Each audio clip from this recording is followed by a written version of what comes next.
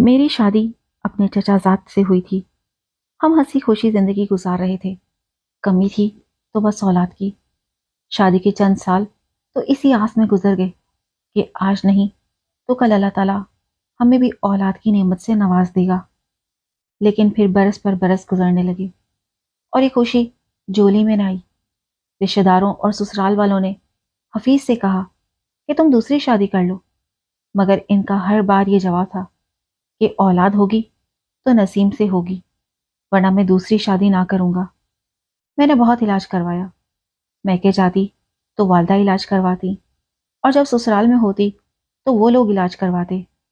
میں دوائیاں کھا کھا کر ہلکان رہنے لگی۔ رنگ کالا پڑ گیا، ہاتھ پیروں میں جلن اور معدے کا ستیہ ناس ہو گیا۔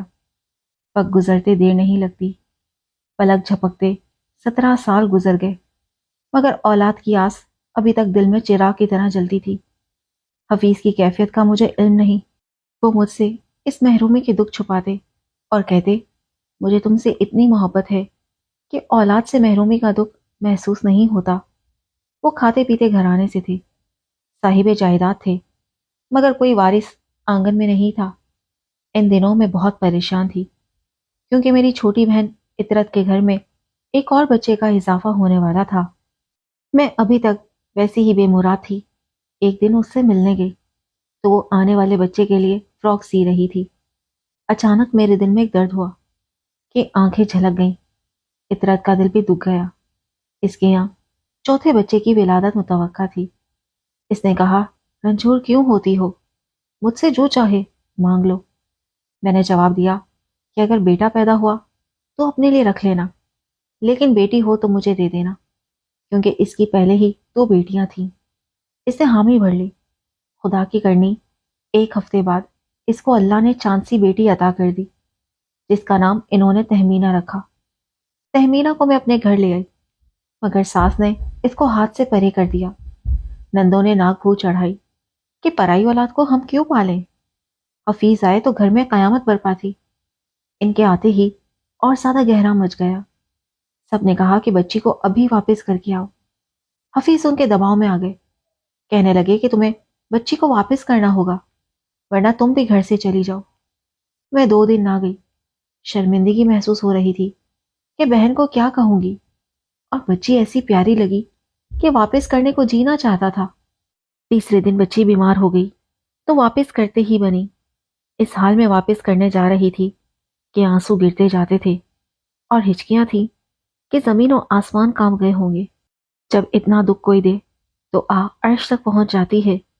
خدا کی رحمت بھی جوش میں آ گئی۔ میں بچی کو اس کے والدین کے پاس چھوڑ آئی اور روتے روتے سو گئی۔ تب بھی کسی نے نہ منایا۔ جاگی تو سب کچھ بیگانہ بیگانہ لگا، جیسے میرے دماغ کو کچھ ہو گیا ہو۔ اوپر کی منزل پر جاتی تو نیچے بچی کی رونے کی آواز آتی، اور نیچے جاتی تو اوپر سے بچے کی رونے کی آواز آتی۔ 1.5 ماہ اسی کیفیت میں رہی۔ میری عجیب حالت تھی، دل گھبراتا، چکر آتے۔ حفیظ گھبرا کر ڈاکٹر کے پاس لے گئے۔ اس نے خوشخبری دی کہ آپ ماں بننے والی ہیں۔ کسی کو یقین نہ آ رہا تھا۔ خیر، خدا نے مقررہ وقت پر مجھے خوبصورت بچی سے نواز دیا، جس کا نام ہم نے گل بہار رکھا، کیونکہ اس بچی کے آنے سے ہمارے گھر میں بہار آ گئی تھی۔ ہر طرف خوشیاں بھر گئی، اور وہ مقام جو ایک بانجھ عورت ہونے کی وجہ سے میں نے کھو دیا تھا، مجھے مل گیا۔ ننھے منھے بچے کی چاہ کرنا اور بات ہے، مگر اس کی پرورش ایک علیحدہ مشقت ہے۔ یہ جان جوکھم کا کام ہے۔ عورت کو اپنا عیش و آرام چھوڑ کر اولاد کی پرورش کرنا پڑتی ہے۔ یہ مجھے اب پتہ چلا جب بہار کی پرورش میں خود کو کھپایا اور اپنا ہوش گنوا دیا۔ اس کے بعد میرے یہاں کوئی اولاد نہ ہوئی، لیکن اب ہمیں شکوہ نہ تھا۔ قسمت نے ایک پھول ہماری جولی میں ڈال دیا تھا۔ ہمارے لیے سب کچھ ہماری بہار تھی۔ اس کی کلکاریاں میرے آنگن میں گونجتی تھی۔ اس کی معصوم ہنسی دل میں پھول کھلاتی تھی۔ جو جو وہ بڑی ہوتی گئی، ایک فکر بھی ساتھ ساتھ بڑھتی گئی۔ میری بیٹی جائیداد کی تنہا وارث تھی، اس وجہ سے اس کے لیے ابھی سے رشتے آنے لگے تھے۔ وہ ابھی 12 برس کی بھی نہیں ہوئی تھی۔ میں ڈرتی تھی کہ ابھی میری بچی کمسن ہے اور لوگوں کی نظریں ادھر کو ہو گئی ہیں۔ میں ہر پریشانی اپنی سہیلی سمرین سے شیئر کرتی تھی۔ وہ کہتی، ارے بھائی، تمہیں خوش قسمت ماں ہو، بیٹیوں والے تو برسوں اچھے رشتوں کے لیے ترستے ہیں، اور ایک تم ہو کہ ابھی سے تمہاری بیٹی کے اتنے اچھے رشتے آ رہے ہیں۔ اس نے مجھے کہا کہ ایک دو اچھے رشتوں کو ہاتھ میں رکھو، ان سے میل جول رکھو، اور صاف جواب مت دو، کہو کہ ابھی بہار چھوٹی ہے، ایک دو سال بعد شادی کروں گی۔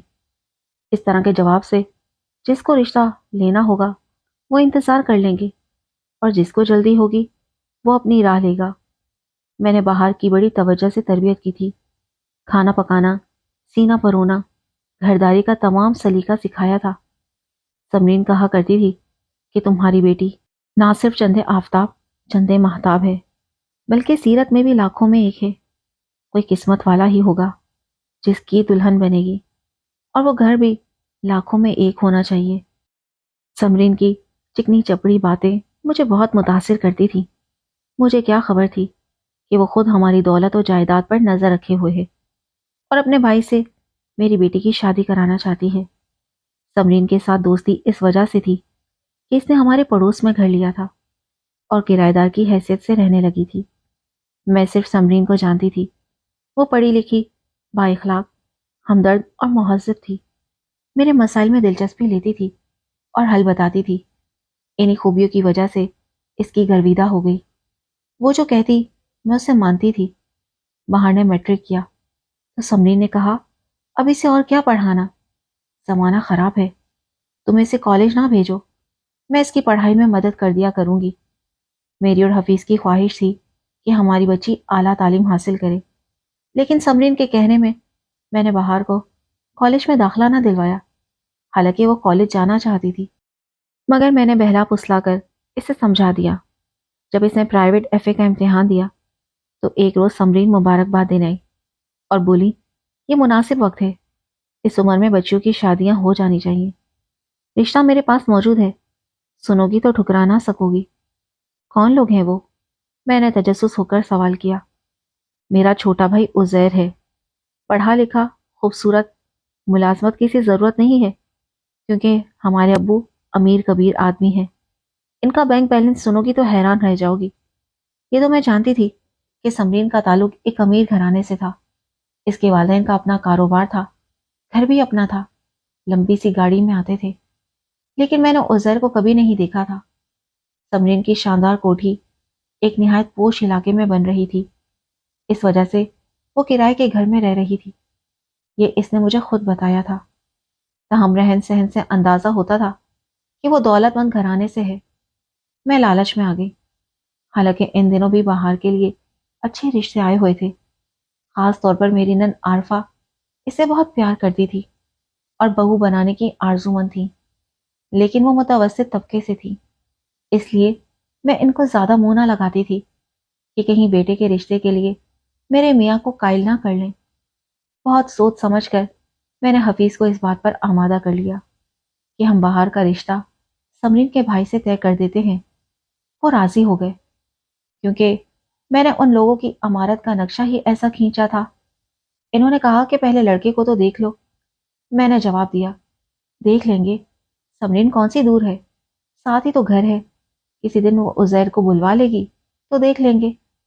سمرین سے یہ بات کی تو وہ بولی، فی الحال تصویر دیکھ لو، عزیر لندن گیا ہوا ہے، آئے گا تو تمہارے گھر لے کر آ جاؤں گی۔ اس نے تصویر دکھائی، وہ ایک خوبصورت سا دبلا پتلا نوجوان تھا۔ مجھے بہت اچھا لگا اور میں نے بات پکی کر دی۔ اگلے روز سمرین کے والدین مٹھائی اور انگوٹھی لے کر آ گئے۔ یوں بہار کی منگنی عزیر سے ہو گئی۔ ہم اس رشتے پر بہت خوش تھے کہ ہماری بیٹی راج کرے گی اور ہم سے زیادہ اونچے گھرانے میں جائے گی۔ اب ہمارا اصرار تھا کہ عزیر سے ملیں، اسے دیکھیں، اور سمرین کہتی کہ وہ لندن سے آ جائے تو دکھا دوں گی۔ آخر وہ دن بھی آ گیا جب سمرین نے کہا کہ کل آپ لوگ میرے والدین کے گھر چلنا، عزیر آ گیا ہے، اس بہانے گھر بھی دیکھ لینا۔ ہم سمرین کی گاڑی میں اس کے والدین کے گھر پہنچے۔ ہر چیز قیمتی اور اعلیٰ تھی۔ بڑے سے پورش میں دو عالیشان گاڑیاں کھڑی تھیں۔ میں ان لوگوں کی شان و شوکت دیکھ کر دنگ رہ گئی۔ اتنی عمارت کے باوجود طبیعت میں سادگی اور اخلاق اعلیٰ تھا، یہ بھی ہم نے اللہ کا کرم سمجھا۔ خیر، انہوں نے ہمیں ڈرائنگ روم میں بٹھایا اور خاطر مدارت کے بعد ایک کمرے میں لے گئے جہاں ان کا فرزند لیٹا ٹی وی دیکھ رہا تھا۔ لڑکا شکل و صورت کا اچھا تھا۔ سمرین بولی اسے بخار ہے اس لیے کمرے سے نہیں نکلا۔ خیر دور سے دیکھا تو لڑکا ہمیں پسند آیا۔ وہ ہماری طرف دیکھتے ہوئے شرما رہا تھا۔ ہم نے سوچا کہ واقعی یہ شرمیلا ہے، اس لیے ہم نے بات چیت پر اصرار نہیں کیا اور خوش خوش گھر آ گئے۔ ہمیں یہ خیال و گمان بھی نہ تھا کہ وہ کسی بیماری میں مبتلا ہے اور ہر وقت بستر پر ہی رہتا ہے۔ دراصل اسے کوئی ذہنی اور نفسیاتی قسم کی بیماری تھی جس کا علاج ہو رہا تھا، اور اسی سلسلے میں اسے لندن بھی لے گئے تھے، لیکن یہ بات بعد میں ہمیں معلوم ہوئی۔ سمرین کے والدین اکثر ہمارے گھر آنے لگے۔ ہم ان کی بہت خاطر تواضع کرتے۔ میں نے بہار کو عزیر کی تصویر بھی دکھا دی تھی۔ اس نے کوئی منفی رد عمل ظاہر نہیں کیا۔ سوچا ہوگا کہ والدین نے اس کے لیے ٹھیک ہی فیصلہ کیا ہوگا۔ انہی دنوں میری بیٹی کے نام کا پرائز بونڈ نکلا اور کافی بڑی رقم ہمیں ملی تو گھر میں خوشی کی لہر دوڑ گئی۔ سمرین اس خوشی میں مبارکباد دینے آئی اور ساتھ ہی کہا کہ میرے والدین شادی کی تاریخ مانگ رہے ہیں۔ میں نے کہا جب چاہیں تاریخ لینے آ جائیں، لیکن اس بار عزیر کو ہمارے گھر لے آؤ۔ اس نے بہانہ کیا کہ وہ بزنس کے سلسلے میں دوسرے ملک گیا ہوا ہے۔ شادی کی تیاریاں زور و شور سے ہونے لگیں۔ بہار بھی خوش نظر آتی تھی۔ میں نے ہر شے اس کی پسند کی لی تھی۔ بہار کو مایوں بٹھا دیا گیا۔ وہ بڑی خوبصورت لگ رہی تھی اور خوش بھی۔ جب مہندی لے کر گئے تو وہاں کچھ خاطر خواہ مہمان نظر نہیں آئے۔ پتہ چلا کہ عزیر کو بخار ہے اور وہ تقریباً بے سدھ ہے۔ ہم فکر مند ہو گئے۔ تب سمرین نے تسلی دی کہ فکر نہ کریں، ڈاکٹر نے کہا ہے کہ موسمی بخار ہے۔ تھکاوٹ بھی تھی کیونکہ شادی کے انتظامات میں مصروف رہا ہے۔ کارڈ وغیرہ چھپانے اور بانٹنے کے علاوہ بھی اس نے کافی کام اپنے ذمے لے لیے تھے۔ خیر ہم نے دلہا کو مہندی نہیں لگائی کہ وہ چادر اوڑھے سو رہا تھا۔ میں نے سوچا کہ پہلے بھی جب اسے دیکھنے گئے تھے تو انہوں نے یہی کہا تھا کہ اسے بخار ہے، اور آج مہندی کے دن بھی۔ خیر یہ اتفاق بھی ہو سکتا تھا۔ ہم وہاں تھوڑی دیر بیٹھ کر آ گئے۔ سوچا شادی کی روز ارمان نکال لیں گے۔ شادی کا دن بھی آ گیا۔ بہار تیار ہونے پارلر جا رہی تھی۔ دلہن بن کر گھر آئی تو کیا بتاؤں کہ کتنی پیاری لگ رہی تھی۔ میں بار بار اس پر دم کر رہی تھی، اس کی نظر اتار رہی تھی۔ دل خوش تھا اور اداس بھی۔ میری آنکھوں کا نور، دل کی ٹھنڈک آج ہمیں چھوڑ کر اپنے گھر جا رہی تھی۔ رات کی 8 بجے بارات آنی تھی، لیکن 9 سے 10 اور پھر 12 بج گئے مگر بارات نہ آئی۔ ہم سب متفکر اور پریشان تھے۔ میں نے سمرین کو فون کر کے پوچھا تو اس نے فون اپنے والد کو پکڑا دیا۔ حفیظ نے سوال کیا آپ لوگ بارات لے کر کب آ رہے ہیں؟ انہوں نے جواب دیا ہم بارات نہیں لا رہے ہیں کیونکہ عزیر بہت بیمار ہے اور اسپتال میں داخل ہے۔ یہ سن کر ہمارے پیروں تلے سے زمین نکل گئی۔ میں اور حفیظ اسی وقت گاڑی میں بیٹھ کر ان کے گھر گئے۔ وہاں شادی کا کوئی سما نہیں تھا۔ وہ لوگ اداس اور پریشان بیٹھے تھے۔ بالآخر انہوں نے بتایا کہ ہمارے بیٹے کو نفسیاتی بیماری ہے۔ وہ بیٹھے بیٹھے اچانک چیخنے لگتا ہے، پھر اسے دورہ پڑ جاتا ہے۔ آج اسے پھر دورہ پڑ گیا تھا۔ جب وہ قابو سے باہر ہو گیا تو مجبوراً ہمیں اس کو اسپتال میں داخل کرانا پڑا۔ ہم نے اس کا کافی علاج کروایا ہے لیکن ٹھیک نہیں ہوا۔ سمرین نے ہمیں مشورہ دیا کہ اس کی شادی کر دیں، ٹھیک ہو جائے گا۔ ہم نے اس کی مان لی، مگر آج ہمیں احساس ہوا کہ اس کا ٹھیک ہونا مشکل ہے، تو کیوں ہم کسی کی بیٹی کی زندگی خراب کریں۔ لہٰذا ہم آپ سے معذرت چاہتے ہیں، ابھی شادی ملتوی کر دیں اور پھر سوچ سمجھ کر آگے قدم اٹھائیں۔ یہ جان کر ہم رو پڑے اور بولے آپ لوگ اب ہمیں حقیقت بتا رہے ہیں جب ہمارے مہمان بیٹھے ہیں۔ انہوں نے کہا ہم اب کیا کر سکتے ہیں کیونکہ لڑکا بارات کے ساتھ نہیں آ سکتا۔ یہ جواب سن کر ہم واپس آ گئے اور خدا کا شکر ادا کیا کہ بیٹی کی زندگی برباد ہونے سے بچ گئی۔ بہار دلہن بنی بیٹھی تھی اور ہمارا رو رو کر برا حال تھا۔ تب میری نند عارفہ مجھے الگ کمرے میں لے گئی اور بولی بھابھی اگر آپ کہیں تو میں اپنے بیٹے سلیم کو دلہا بنا کر لے آتی ہوں۔ میں نے حفیظ سے مشورہ کیا، وہ راضی تھے۔ تب اس وقت عارفہ اور اس کا شوہر دوڑے گھر گئے اور بیٹے کو نیا جوڑا پہنا کر دلہا بنا کر لے آئے۔ انہوں نے اسے ساری صورتحال سمجھائی اور کہا کہ ایک لڑکی کے والدین کی عزت کا پاس رکھنا ہے۔ سلیم راضی ہو گیا۔ اس نے والدین کے ساتھ ہماری لاج بھی رکھ لی۔ وہ بہت ہمدرد اور نیک دل لڑکا تھا۔ باہر کو کسی نے بتا دیا تھا کہ دلہا نفسیاتی مریض ہے اور اسپتال میں داخل ہے، اس لیے بارات نہیں آ رہی۔ اس کا رو رو کر برا حال تھا۔ سبھی مایوس ہو چکے تھے کہ اتنے میں شور اٹھا، بارات آ گئی، بارات آ گئی۔ اس وقت میرے دل پر جو گزر رہی تھی میں ہی جانتی ہوں۔ اللہ تعالیٰ سے فریاد کر رہی تھی کہ اے خدا، یہ کس جرم کی سزا ہے؟ کیا میں نے اسی دن کے لیے تجھ سے اولاد مانگی تھی؟ آج پھر میری فریاد عرش پر گئی کہ اسی وقت ڈھول اور شہنائی کی آواز گونجی۔ شور ہوا کہ بارات آ گئی ہے، بارات آ گئی۔ نہ جانے کیسے اتنی جلد انہوں نے شہنائی اور ڈھول کا انتظام بھی کر لیا، اور باراتی تو وہی اپنے رشتہ دار تھے جو کچھ دیر پہلے ہمارے گھر پر بیٹھے تھے اور اب باراتی بن کر آ گئے تھے۔ نکاح ہوتے ہوتے صبح کے 6 بج گئے۔ پھر دلہن رخصت ہو گئی، میرا گھر خالی ہو گیا۔ پھر بھی میں نے اللہ کا شکر ادا کیا کہ میری بچی عزت سے رخصت ہو گئی۔ عارفہ نے کہا تھا کہ ولیمہ 1 ماہ بعد کریں گے، لہٰذا 1 ماہ تک نہ ہم ان کے گھر گئے اور نہ ہماری بیٹی آئی۔ اتنے دن باہر ہم سے نہ ملی تھی، لیکن جب ولیمے میں اس سے ملاقات ہوئی تو بہت خوش تھی۔ اس نے اپنے ساس سسر اور شوہر کی بہت تعریف کی کہ وہ سب اس کا بہت خیال رکھتے ہیں۔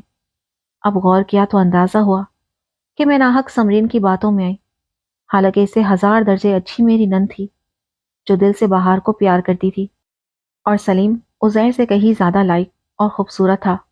نہ جانے کیوں میری آنکھوں پر اس وقت پٹی بن گئی تھی اور میں ان کو پرکھ نہ سکی تھی۔ اب سوچتی ہوں کہ اس آڑے وقت میں اگر میری نند ساتھ نہ دیتی تو ہماری کس قدر بے عزتی ہو جاتی۔